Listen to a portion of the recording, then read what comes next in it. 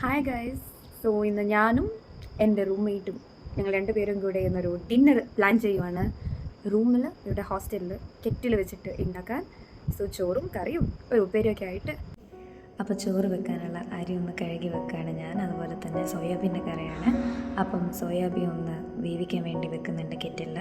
അതുപോലെ ചെറുപയറിൻ്റെ ഉപ്പേരിയാണ്, അത് ഞാൻ ഓൾറെഡി ഉണ്ടാക്കി വെച്ചിട്ടുണ്ട്. പിന്നെ കറിക്ക് വേണ്ട കുറച്ച് പച്ചക്കറി സാധനങ്ങളൊക്കെ ഉണ്ട്. അപ്പോൾ അതൊക്കെ ഒന്ന് കഴുകി അതൊക്കെ അരിഞ്ഞ് റെഡിയാക്കി തരാണ് സുമി. അതിൻ്റെ കൂടെ സോയാബീൻ ഏതാണ്ട് വെന്തിൽ വന്നിട്ടുണ്ട്. അപ്പോൾ പിന്നെ അതിൻ്റെ വെള്ളമൊക്കെ കളഞ്ഞ് പിന്നെ അതിൽ കുറച്ച് മസാലയൊക്കെ പുരട്ടി ഒന്ന് റെസ്റ്റ് ചെയ്യാൻ വെച്ചിട്ടുണ്ട്. കിച്ചണിലായതുകൊണ്ട് അധികം കുക്ക് ചെയ്യാൻ പറ്റുന്നില്ലല്ലോ. പിന്നെ കറിക്ക് വേണ്ട സാധനങ്ങളൊക്കെ വെക്കുന്നുണ്ട്. അതിനുള്ളിൽ കൂടെ ചോറൊക്കെ റെഡിയായി. പിന്നെ കുറച്ച് പൊട്ടറ്റോ ഉണ്ടായിരുന്നു, അതൊന്ന് ഫ്രൈ ചെയ്തു.